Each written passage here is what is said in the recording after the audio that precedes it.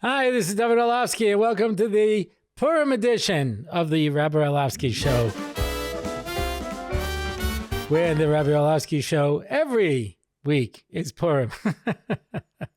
And I apologize. I was getting ready, and I thought I used to have a couple of outrageous ties. I don't know what happened to them. So I took a Tchelis Mordechai tie. For those of you watching in black and white, you have no idea. And for those of you listening, just take my word for it. Oh, in that case, if you're listening, I'm wearing this really funny clown tie. No, I really have to go out and get myself a Purim tie, but I don't put that much advanced planning into this show, I'm sorry to say. So we're going to Chelis Mordechai. I used to have some wild ties. I don't know what happened to them all. Anyway, so in fact, under the question and answer, someone's asked me, how many ties do you actually have? And I never answered that question. I was going to bring them out once, show. But somebody once asked Seinfeld, how many cars do you own? Because he collects, classic cars. So he pauses and he goes, not the amount that someone would say, yeah, that makes sense. So I have a large collection of ties, but I guess I don't have my outrageous ties. I don't know what happened to them. I'll have to go out and get them. And whether you're watching with our friends at Returning Time, who just had a very successful fundraising event, and all the speakers were given, a certain goal to try to be able to raise, and I passed my goal thanks to the wonderful people out there who listened to this podcast on Torah Anytime and had Hakaras Hatov to Torah Anytime for making it available to them, and they donated to help them out. So that's a tremendous yasher koyach to you. And as we say, wherever you're watching, don't forget to like, share, subscribe, and comment. And I've noticed lately that more people have been making a real effort to comment, and that's helpful. That pushes our numbers up. Our numbers are increasing, and it's only because of wonderful people like you who take an interest in this show. And on that topic, I've received quite a number of questions about the merch. And I mentioned this in the last one that I had talked about merch, and now people are like, okay, where are they already? So I am working on it. I've actually gotten some emails with suggestions of where to go and get it and how to do it. And so we'll see the direction we're going to go in. Obviously, I have to do this delicately because, I have to try to at least maintain some semblance of the fact that I'm a rabbi. And you'll find that there's almost no serious rabbanim out there who sell merch. but as I mentioned here in the Rabbi Orlofsky Show, it's Purim every day. So, so wonderful. Thank you so much. And of course, we have a sponsor this week, Baruch Hashem. I say, of course, but the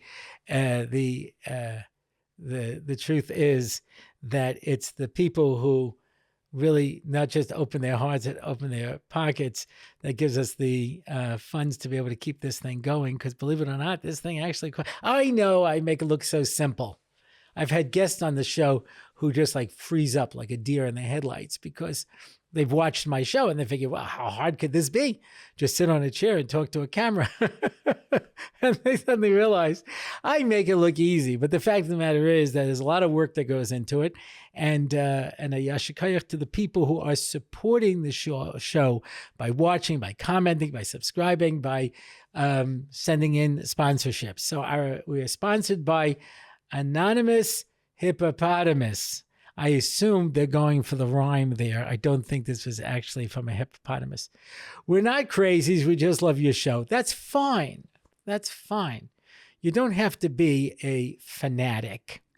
When they say someone's a sports fan, a fan is just short for fanatic. You don't have to be a Rabbi Orlofsky Show fanatic, but just if a person gets enjoyment from this or gets benefit from this, or even if you don't get benefit from it, but you want to see others.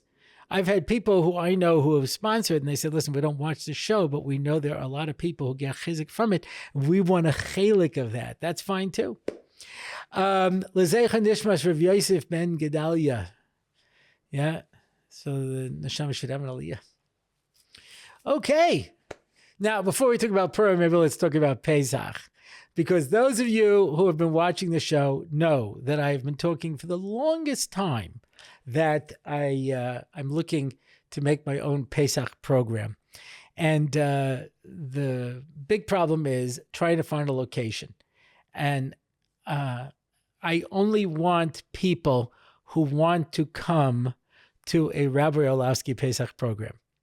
Meaning, there are some very large Pesach programs where they even put the emphasis on the speakers and on the shiurim. But there are a lot of people who just go because it's in a nice hotel. You know, I spoke at a Sukkot program once, and 4 people showed up because, people weren't coming for the program. There was a program, but they weren't coming for the program. So I'm not looking for that. So I'm not looking for a 5-star hotel that people are like, I'll go here anyway, in spite of the fact that there's a program. I want to find a place where people will go because it's the Rabbi Orlofsky Pesach program. Now, I have Kanai Nahara, an extremely talented family. Yeah. And you've seen some of my children on the show already. There are others that you have not seen.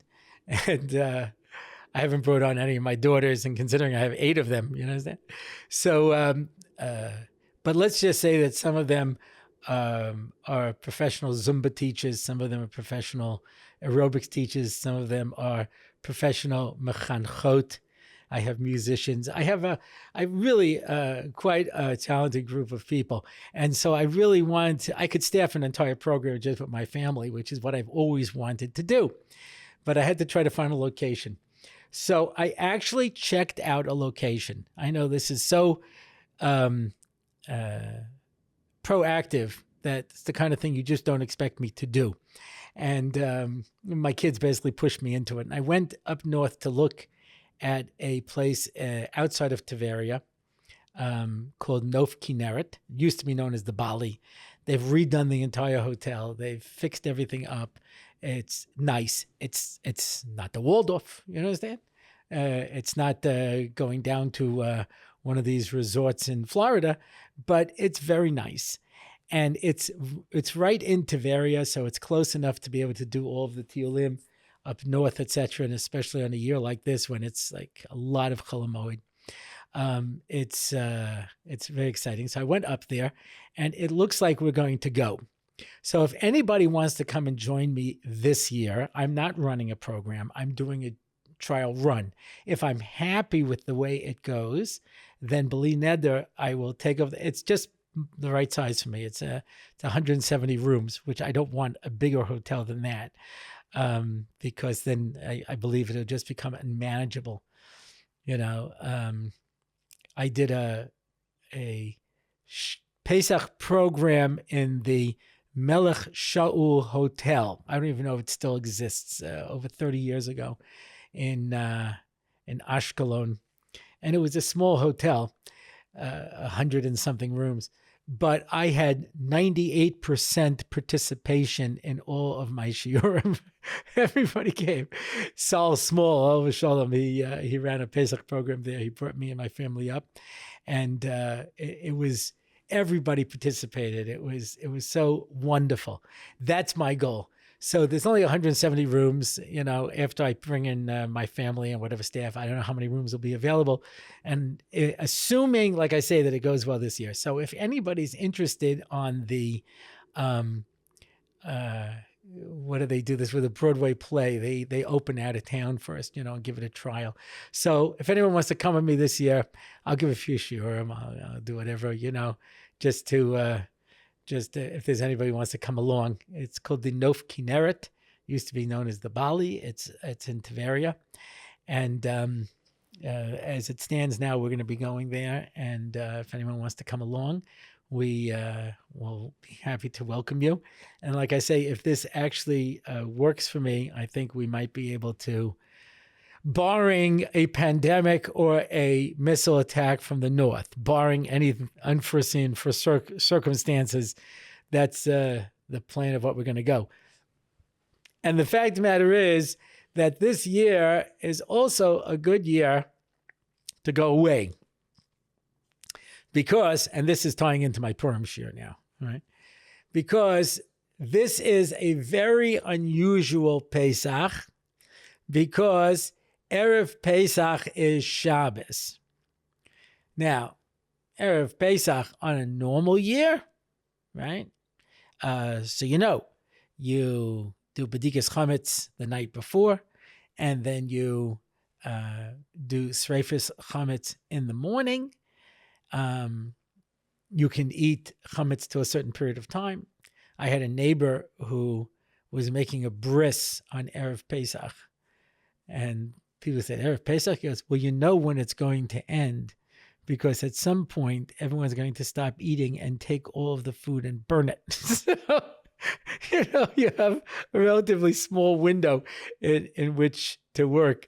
So when we were in America for Pesach, my son Yaakov used to have a minhag that we would go out and find some chametz and eat chametz before sof zman achilas chametz, to be yotze zayin. Yeah. When my house is Pesach, my wife doesn't allow any chametz in the house at all. Yeah. You eat it outside in the lobby, So, but my in-laws, they would go out and buy bagels in the morning and have bagels on their kitchen table, and then clean it up and do sreifas chametz, and then, cover the table. That's pretty impressive. And then you do all your preparations for the Seder, right? So you make all the things for the Seder plate, and you get everything ready.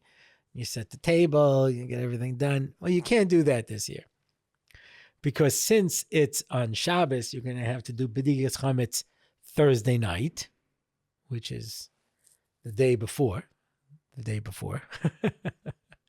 And you'll do your Sreifas Chametz on Friday. But then actual Erev Pesach, you're going to have all the preparations done beforehand. And then, of course, you have to eat your Sudas. And what a challenge that is. Because you're not allowed to eat matzah all of Erev Pesach. And you're not allowed to eat chametz after sof zman achilas chametz, whatever the time is where you are. So that only gives you a few hours to eat your 2 Shabbos day seudos. And it has to be chametz, right? So people daven very early, and then they have their first Suda, and then they bench, they walk around the block or whatever to make a hefsek. They come back and they wash and have the second Suda, which is going to be Shalosh Shudas. All of this is done before whatever time in the morning is Sof Achilas Chametz. And you have to try to make sure and all the chametz gets eaten up so that there's none left over, because otherwise you have a problem. What do you do with it? You can't burn it. So I one year bought pitas. My wife suggested that we buy pitas because they don't make so many crumbs as regular challah. So I bought pitas, but through what I can only describe as poor planning, I bought these like Yemenite pitas that are much thicker. And I had mostly little kids, and I cheshbon the pita a person, which was over the amount that was necessary. Yeah. I violated the pita principle. In any event, so I was spending the whole time chopping up into little pieces and flushing them down the toilet. It was not so bad. So now I buy the thinner pitas, and I cheshbon a half a pita as a kazayas for each person. And I actually buy kosher lePesach hummus because it's kitnius, no issur of having it in the house, even though we're noeg not to eat it on Pesach. And I find that the pita goes much faster with a little hummus on it. And that's how we get through it. So to be able to do this in your own house is, of course, kind of tricky, because you have to like eat over a plastic, and then what do you do with the plastic? You have to take it outside and get rid of it because you have chametz in there, and you can't have chametz in your house. And some people eat it on the lobby and sweep it up and then flush it down the toilet. Whatever it is, If you're in a hotel, it's not your problem. Somebody else's problem. So that definitely adds to the situation. But of course, you have to wait until Tzeis to be able to first start setting up for the Seder and getting all of your preparations done. So not so easy. Not so easy. So it's a good year to go away. But of course, when comes out that Erev Pesach is Shabbos, that of course is going to affect Purim. And that's what I wanted to talk about today. So this year is a very special Purim. For everybody in the world, except for those of us in Yerushalayim, it means that Purim comes out on Friday. Now, it happened that we've had this a lot here in Yerushalayim, where it comes out on Friday. You've had it on Thursday. And for you, it's not such a big deal. But when it comes out on Friday, so it's, as they say in Hebrew, big deal, yeah? Because l'chatchila, you're not supposed to start a Suda after Chatzos. And people were like, I have to do my Purim Suda by 11 o'clock in the morning, and it's tricky because you have to get out your Shalach Manas, you have to go to shul, you have to hear the Megillah, and then sit down and have a big Suda at 11 o'clock in the morning. I remember one year this was happening in America. I was by Rabbi Foyer's shul, so it's like gesund stark. And he said people were complaining, "What, I'm supposed to eat a Fleischke Suda at 11 o'clock in the morning?" And he looks at his watch and he says, "What time is it now? We're going downstairs to a Kiddush. No one has a problem eating, chicken nuggets and chopped liver and cholent, and it's 11 o'clock in the morning. So it's okay. You can manage it. So you eat your Suda early in the morning, and then you have to leave yourself enough time, obviously, to bench and to set up Shabbos and get all the food set up and the table set and the candles and everything that needs to go into that. And that's why one has to be careful when it comes to drinking to, keep that in mind. I was in yeshiva one year, I won't mention where, when it came out on an Erev Shabbos Purim. And this guy got wasted and he slept the whole Shabbos. He was passed out the whole Shabbos. And he got up and he was so proud of himself that he did the Adelo Yoda, with all the Hidurim. And I said, yeah, that was great. You missed davening Mincha. You missed davening Ma'ariv and Kriya Shema, which is a D'oraisa. You missed 3 Shabbos Sudas, which is a D'oraisa. You missed Kiddush Friday night's a D'oraisa. You missed davening Kriya Shema in the morning. Yeah, I said that was great. That was really, really well planned out there. And I don't know if he took the Mussar or not, but I put that in the category of mistaken priorities. The other thing people do, and it's a complicated halachic sugya, how you do it already, they do Paras Mappa, where they start their Purim Suda closer to Shabbos, and then when Shabbos comes in, they cover the table with a cloth, Gemara Psachim, and then they make Kiddush, and then they continue their Purim Suda as their Shabbos Suda. Now, how this works halachically, there are complicated issues. Consult your poskim before you do this on your own. As Mr. Wizard used to say, kids, don't try this at home. It's a lot more complicated than it might appear at first blush. And if you do decide to go that way, then you have to, just be careful. Now, we had, like I say, Friday Purims a lot of times. But when the rest of the world has Friday Purim, we in Yerushalayim, not even Eretz Yisrael. It's such a strange thing. When you live in Yerushalayim, you really only know that Shushan Purim is Purim. Regular Purim in Yerushalayim is nothing. You're not even margish it. If you put on one of these from radio stations, you hear them playing the Purim music and etc. And when we have Shushan Purim, the rest of the world, they don't even think anything of it. Yeah. But we always celebrate Shushan Purim here in Yerushalayim the day after, or the rest of the world celebrates Purim. Except on a year like this, when you end up with what's called a Purim Meshulash, 3-day Purim. Yeah? How does that work? Well, Purim comes out on Shabbos. Obviously, if for the rest of the world it comes out on Friday, then the 15th, which is Shushan Purim, comes out on Purim. Well, you can't read the Megillah on Shabbos because we're afraid someone might carry it in a Rishus Rabbim. So you're not allowed to read it on Shabbos. You can't have your Purim Suda on Shabbos because people will not understand that it's a Purim Suda. It just looks like a Shabbos Suda. It doesn't look like a special Suda. Maybe just a quick note on this. Yeah. When I was a Rebbe in Yeshiva, so I used to have my Talmidim over, and the word more or less went out that this was a good place to be for Purim. The truth is, it was a good place to be when I had my Bachrim over. One of my first years, I had a whole bunch of seminary girls who called up and asked to come.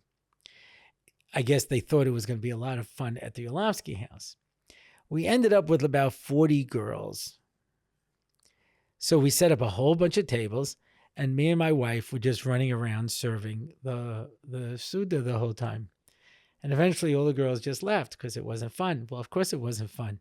You all just sat there while we ran around serving you. What exactly did you think was going to happen? And this drew for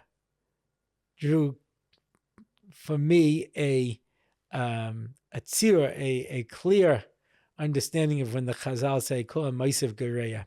Sometimes when you have too many guests, none of the guests get any attention whatsoever. So I would have over my shir, and it would be very lebedik, and other people would drop in. And so we would have a Purim where there were people just, every now and then I would invite over some real people, and they were absolutely horrified. I said, who are these people? I said, I don't know. Why are they in your house? Says, I don't know. They just came Purim. And after Purim ended, so we used to do a fun minhag that we don't do anymore, where all the kids would bring all the shalach manos that we had gathered together, and we'd open each shalach manos, and we'd try to learn pshat. What was this person thinking? Sometimes people have a theme and they write a whole poem up, and you read the poem and then you try to look at each item and see what they're doing. You say, okay, Sometimes we understand the theme was, I really don't have time for this. Sometimes the theme is repackaging. Sometimes we get a repackaged shalach manos. They didn't even bother to take the card out that the first person sent them. Yeah. Sometimes we get our own shalach manos back. Third hand. Fourth hand, maybe. Third or fourth hand, But we'd open up each thing and then we'd separate it. Bottles, canned goods, packaged cookies, packaged snacks, fresh cakes and kugels, everything would go in different piles. Now I can't do that because everyone comes in and they eat the shalach manos as soon as it comes in, so there's not enough left to bring together.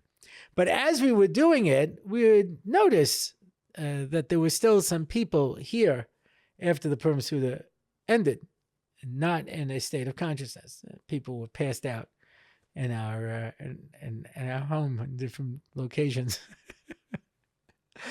One year we woke up in the morning and there was still a pregnant nun sleeping on the floor. A pregnant nun, I should point out. So now today in America, that's not so strange, but back then it was still considered quite a conversation piece. So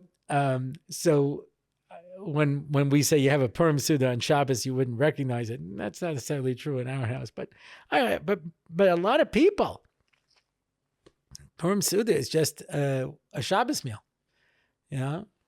My in-laws, they would have a Purim Suda that was the same thing as any other Shabbos meal, except that they would put out a bottle of wine, and I don't know, my brother-in-law would wear a funny hat or something. It's like, a lot of people have that. That's what a Purim Suda is. It's just a regular Suda, Ours comes with a lot of accoutrement, yeah. But in any event, so you can't have your Suda. So you can't read the Megillah and you can't read the Suda.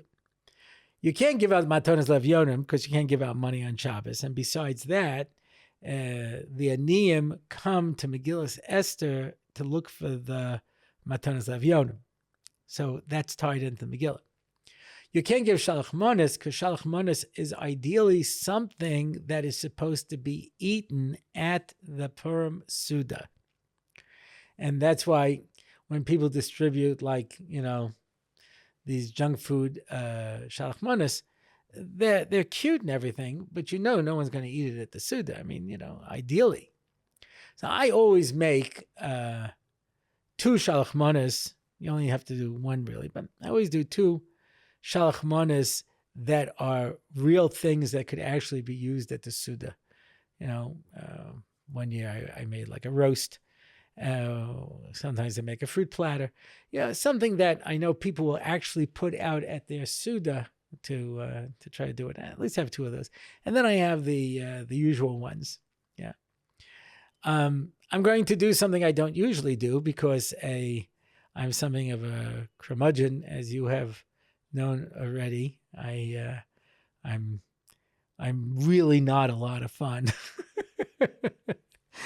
If I was in America, I'd be the old man in the shul walking around saying, "Who let the kids into the kiddush? Who left this over here? Why is this going back? Why didn't they put back the Sidurim?" That's my nature. I'm not a lot of fun.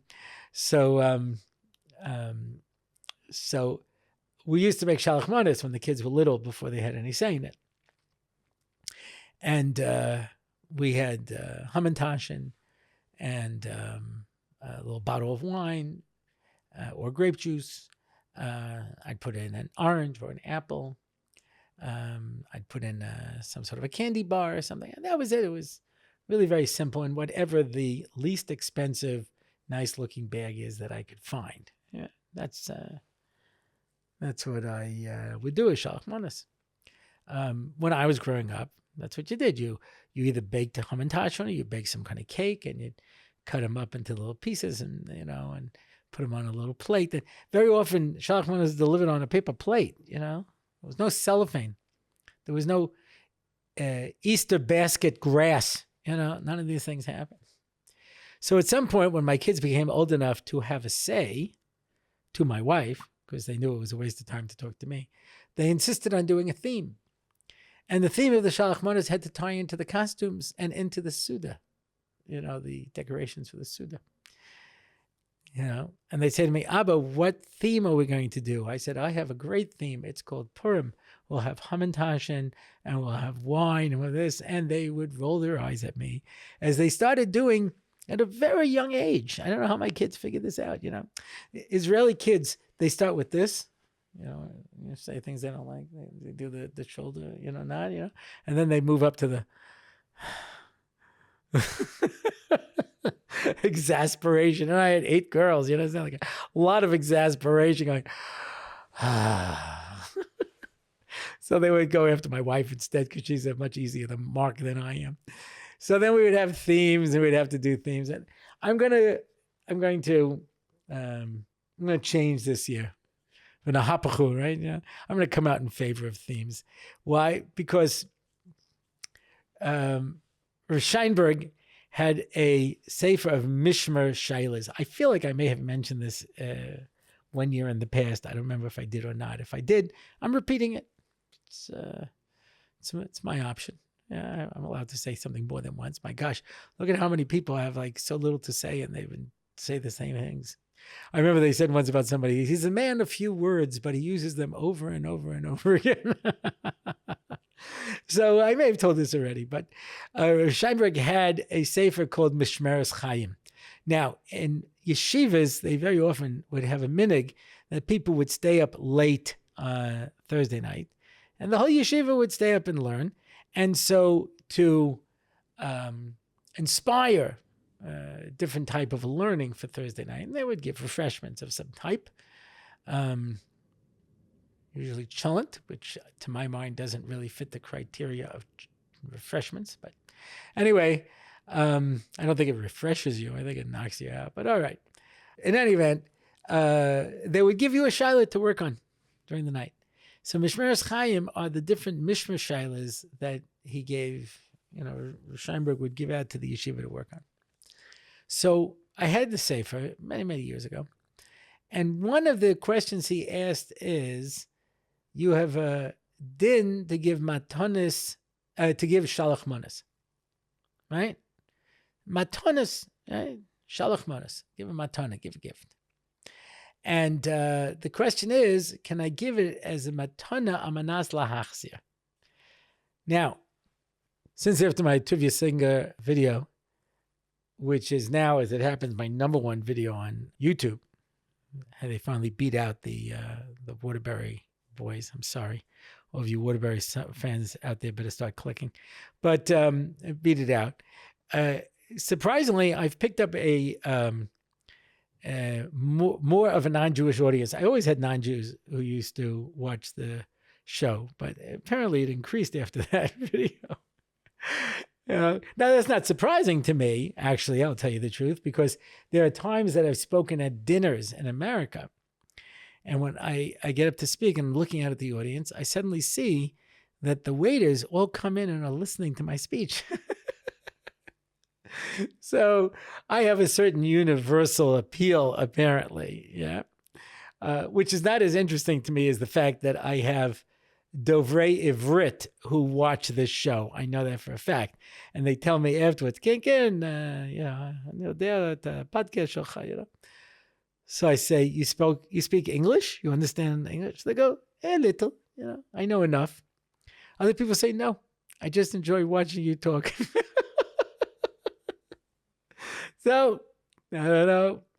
I'm just going to give a shout out over here because in the early years of the podcast, there was somebody from the hearing impaired community who used to go over the captions. You can, for the hearing impaired, there's a button you can use on YouTube to be able to get, what I'm saying in captions. And he used to edit them because they would come out in kinds of crazy ways. And I don't know where you are. I hope you're still watching. And please come back. But in any event, so I'll explain this concept of a matona manas lahachzir. This means that if I give you a gift, I can give you a gift on condition. This becomes yours if you will do this for me. This becomes yours if you don't use it in this way. This will become yours if, whatever it is. I can make a condition. So I say, this is your gift on condition that you give it back to me. Well, then I'm borrowing it. No, I did not say I'm lending it to you. I'm giving it to you as a gift, and it's fully yours as long as you give it back to me. This comes up most often in halacha by Yululav and Esrig, where on the first day of Sukkot, because it says lachem, lakachtem lachem, it has to actually be yours. So I say, can I borrow your lulav and esrog? And I say, no, because if I lend it to you, it's not yours, and you're not Yotzei the mitzvah. You have to get it as a gift that it belongs to you. He says, oh, can you give it to me as a gift? And I said, no, you'll never give it back to me. I know you lowlife. But I'll give it to you as a matana amanas lahachzir, which means it was only yours when you did the mitzvah on condition you give it back to me. And if you don't give it back to me, it was never matana. It was never a gift, and therefore you never got to use it. Okay, that's a principle. The principle works. Now here's the question. I'm going to give you your shalach manas as a matana, as long as you give it back to me. Now that would save us all a lot of time and effort because I only have to make one shalach manas. And I bring it around to everybody, and I give it to them, and I take it back. Not dissimilar to that scene in the Marx Brothers movie, I don't remember which one it was, where this fellow brings out a glass of champagne on a tray, and Groucho says, "I'll have that." And he says, "That's for Mr. Williams." And he pulls out a $20 bill. And remember, this was back in the 1930s, He says, "You see this?" He goes, "Yes, sir." And he takes it, he drinks it. He says, "Come back later and I'll let you look at it again." That's a matona manaz la'achzir, right? I'm not giving it to you. I'm just letting you hold it and then give it back to me. So does that work or not? Since technically it works. The conclusion he comes up with is no. Because the purpose of Shalach Manos is to make shalom ben ish l're'ehu. It's to create camaraderie, brotherhood, love, and togetherness. And if you give me something and take it back before I have a chance to use it, then it's not fun. It does not draw us together. You technically did what you had to do, but it did not serve the purpose. Much as these people who go around, you're supposed to ask forgiveness to everyone that you've hurt before Yom Kippur. So people go around with a broken spirit, a contrite heart. And sometimes in Shul on Erev Yom Kippur. And they go around to people who they may know even that they may have hurt or said bad things about or done things to. And they go, "You meichel me? You meichel me? You meichel me? You meichel me? Are you meichel me? Are you meichel me? Are you meichel me?" Wow, it's so sincere. You forgive me? You forgive me? You forgive me? You forgive me? Yeah, just go around. And then you come to one of these people that you actually hurt. And you say, "Do you meichel me?" He says, "I don't know." Because you never really apologized. "Do you meichel me?" "I told you I don't know because you never actually." "Do you meichel me?" "That's it. I asked you 3 times. Now it's your avera." Yeah. So obviously that doesn't mean anything. When it means you apologize, when you ask the person for forgiveness, it means you actually went to the trouble of trying to get their forgiveness, not just I went through something of rote. So too over here, if I just give you a shalach manos without any particular meaning, it's just rote.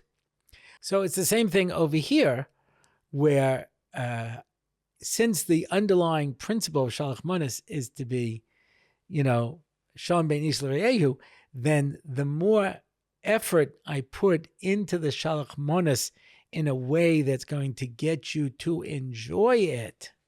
If I can send you a shalach manos that brings a smile to your face in the process, So there was one year when the Israeli elections came out right by Purim. So our shalach manos was an election kalpi, a box. It was a white box. We put the little symbol of the state of Israel on the outside, like an election box, and we put in something in the box to represent every political party, and we basically said, "Okay, let's see if you can figure it out." People had a lot of fun trying to figure out what each one was. I remember I put in some kind of a popper thing, explosive thing. That was for the Arab parties. That's the only one I remember for sure. But, it's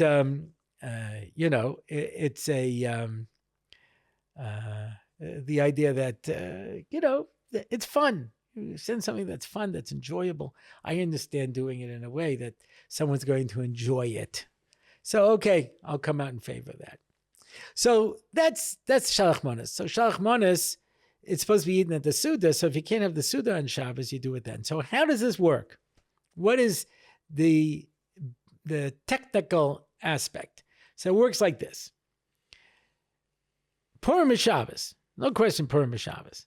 So the only thing that you do on Shabbos that has to do with Purim is you actually say the Anashim Tefillah, the little prayer in benching and in Shemona Esrei. That's the only thing you do on Shabbos, Anashim, on Shabbos. That's why there are many Sidurim that do not even print Anashim for Purim in the Amidas of Shabbos, because it only applies every now and then in Yerushalayim, so they don't print it in every sitter. But okay, that's what we do. we push the Megillah's Esther back to Friday because the pasuk of the Megillah says, these are the days of the reading the Megillah. You can't go before them or after them. So you cannot go after the 15th. So you push it back to the 14th. So we read Megillah with the rest of the world, which is something of a downside, because one of the great things with celebrating Shushan Purim is that you don't go into Purim straight from Tainis Esther. Because when you go into a fast day, you can't break your fast until after Megillah reading. So you walk into the Megillah and you've been fasting all day, and these kids are banging and making noise and shooting cap guns, and halfway through, you don't care about Haman. You want to kill that kid, So it's, so normally we do it on the day after, so we're not fasting anymore. But this year we have to read it with everybody else.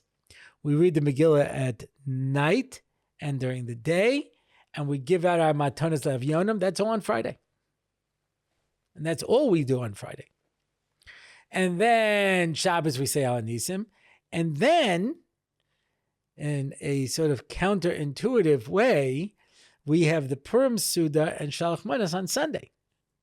Now, it makes it much easier because normally you have to go to Megillah reading, then you come back, then your wife has to go to Megillah reading, and then she has to come back. Then you have to start delivering Shalach Manas, and then you have to get the Hosuda ready, etc. And now you just go to a regular davening, it'll be a Sunday morning davening, and you can set up your Suda, send out your Shalach Manas. It's calm as can be. So I said this once. I remember I was speaking in yeshiva, and I said, so we do the Megillah and the Matanos of Yonim, the gifts to the poor, on Friday. We say Al Nisim on Shabbos. And on Sunday, we have our Purim meal and feast, they call that. Suda, feast, Purim feast. And they send out the Shalach Manas, the food gifts. And this one Yeshiva Bachar says, and you're drunk for 72 hours straight. I said, okay, I haven't seen that brought down anywhere. The drinking is really part of the Seuda. But, okay, I guess so. People are makbeh when it comes to the drinking to make sure they get it in on every aspect of Purim. But it's a really unusual kind of a situation, a Purim Mishulish. And it's so unique that it's only here in Yerushalayim that you can even have such a thing.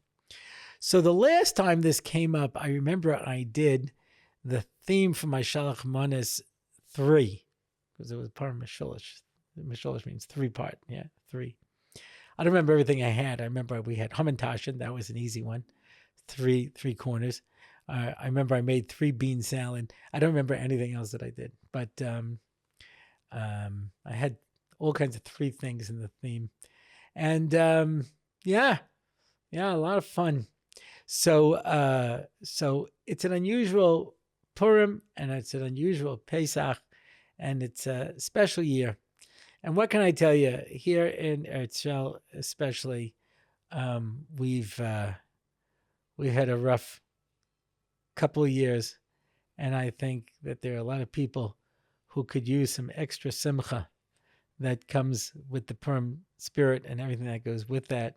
And so, in Mitzvah Hashem, it will be a Leibedika Purim filled with a lot of happiness and joy for Klal Yisrael. And that brings us to the question and answer portion of our program. First question by Anonymous. Please explain the Amalek, when Amalek was going to wipe us out. It says Anashim Nashim and Taf, right? Which is what Haman planned to do to us. And therefore, of course, we have a mitzvah to wipe out Amalek, Anashim Nashim and Taf, men, women, and children. How do we square that with Western values in 2025? You don't have to square that with values in 2025. The concept of genocide, believe it or not, has not been considered socially acceptable for millennia. The Ramban says that the reason that Paro went to the Mialdois and told them to kill the boys is because he was afraid that the nation would rebel if he ordered all these babies to be thrown into the river. Because even the Egyptians who had made us subhuman and were beating us and treating us in all these terrible ways would quail at the idea of genocide. So apparently the concept of genocide was something that would be difficult even back then.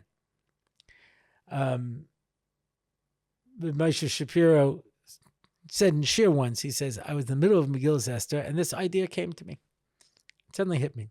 He says, Haman does a goyrel, a lottery. That's why it's called Purim. Pur is a lot, right? Lottery. He does lots to determine the best time to be able to destroy the Jewish people. And it comes out to the month of Adar. And when it came out to the month of Adar, he was happy. And it says with Moshe Shapiro, why was he happy? It was Nisan, which is the first month of the Jewish year, and it wouldn't be wiped out until Adar, which is the 12th month. So it's going to take 12 months for you to affect your plan. Why are you happy that it happened now?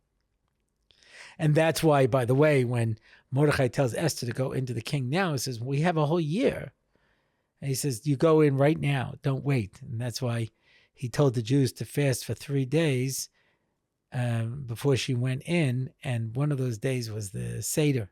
They didn't have the Seder that year because they were fasting. But he says, act immediately. He says, why was he happy it came out to Adar? It was so far away. And he said, because he was afraid that the Persians would not be comfortable with genocide. But give people enough time and they can get used to anything. And things that were considered outrageous once upon a time, given people enough time.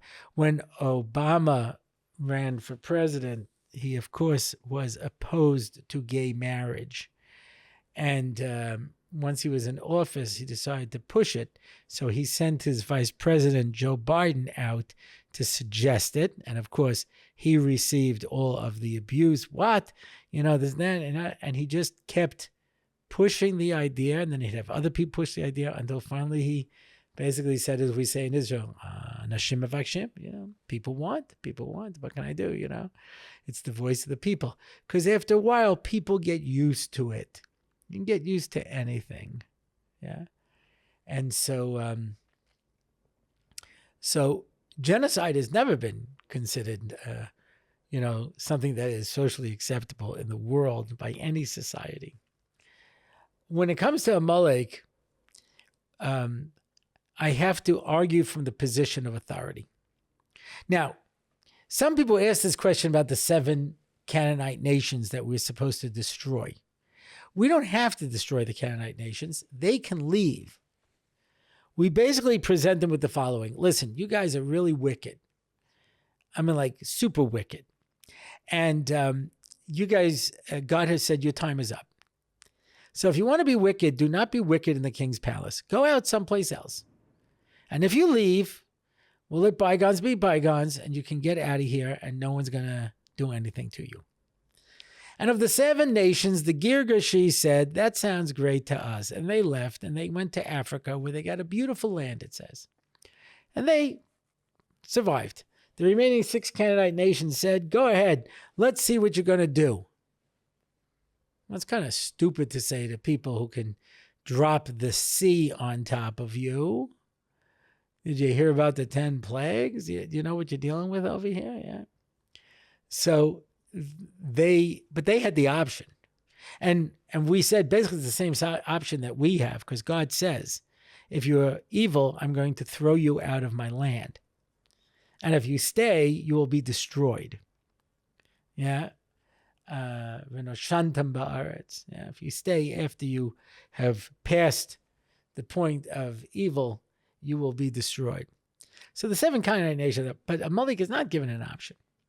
We are commanded to wipe them out from every single person. Because God says, we make choices in this world. And the choices, now this is very important to understand. We believe that the choices that a person makes, just like there are physical genetics, there are spiritual genetics. And therefore, you can affect your soul in such a way that it's passed on to your children. So I'll give you an example. The Gemara says, how do you know if somebody is a descendant of the original Jews, Abraham, Yitzchak, and Yaakov, or whether they're a descendant from the Erev Rav, the mixed multitude that came out of Egypt? How do you know you're descended from? It says a Jew has 3 qualities. Yeah. They're merciful. They have a sense of shame. And they do kindness. It's built into their genetic makeup. It was so interesting. In the 1980s, I remember reading a study in Psychology Today where they found that 2 twins who were separated at birth, identical twins, if one was brought up in a generous home and one was brought up in a stingy home, they were either both generous or both stingy. It was genetic. Traits are set for us. Amalek decided to commit suicide. They were the first suicide bombers. They forced marched hundreds of miles through the desert to attack the Jews after the Red Sea, just knowing they were going to get killed, just so they could show everybody you can attack Jews, just to make Jew hatred acceptable.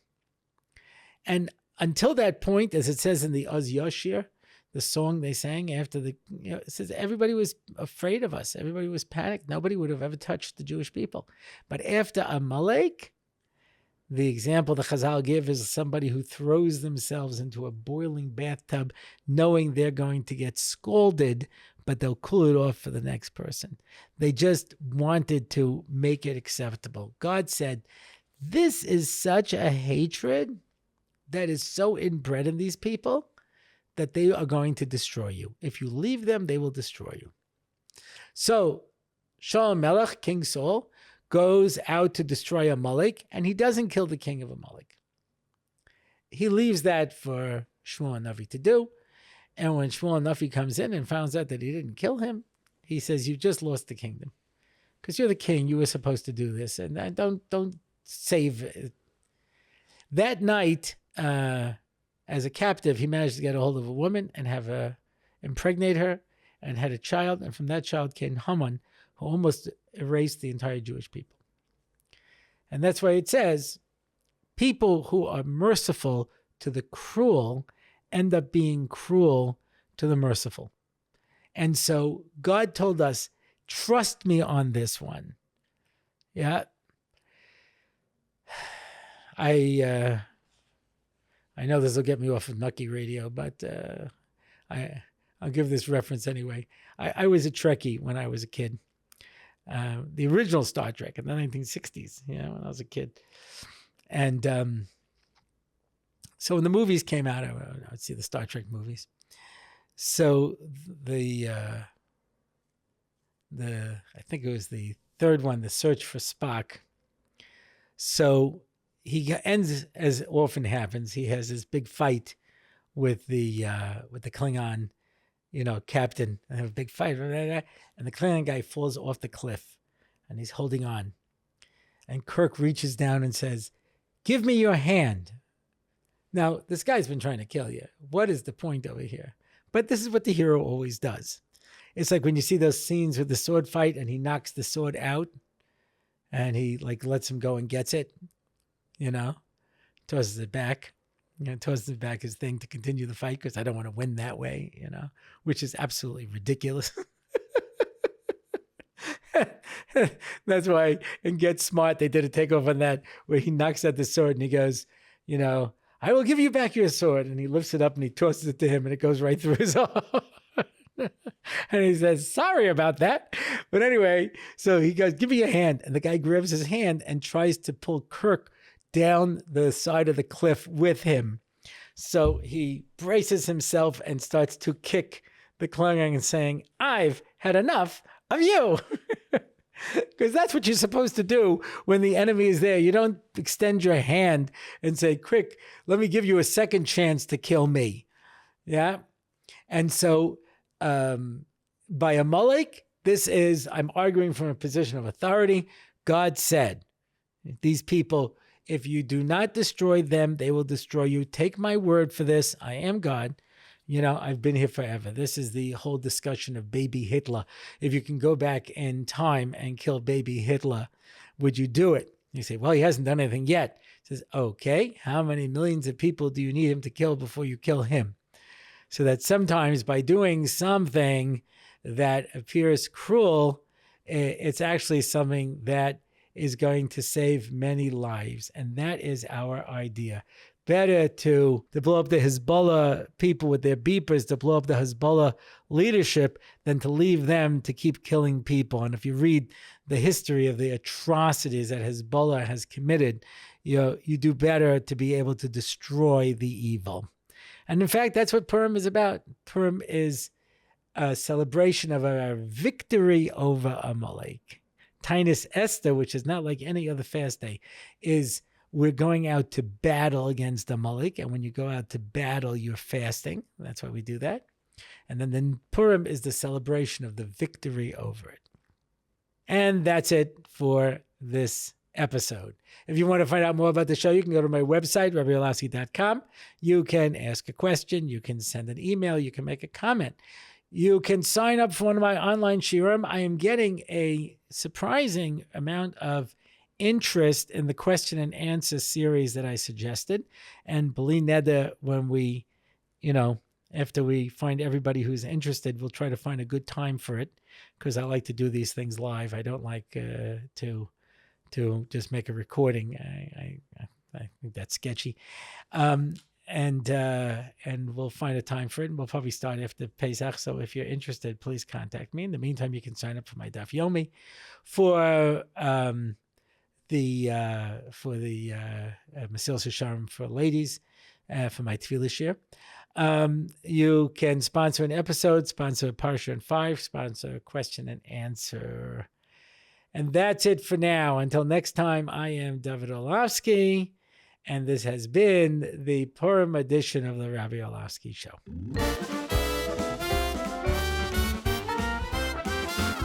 It's the Rabbi Orlofsky Show. Torah and Simcha, ready to go. It's the Rabbi Orlofsky Show. Knowledge and wisdom will help you grow. Lots of fun in every episode, and we don't have to rhyme. No, we don't. It's the Rabbi Orlofsky Show on RabbiOrlofsky.com. Torah anytime, YouTube and more. It's the Rabbi Orlofsky Show. Torah and Simcha, ready to go. It's the Rabbi Orlofsky Show. Till next time, till we meet again. It's the Rabbi Orlofsky Show. It's the Rabbi Orlofsky Show. It's the Rabbi Orlofsky Show.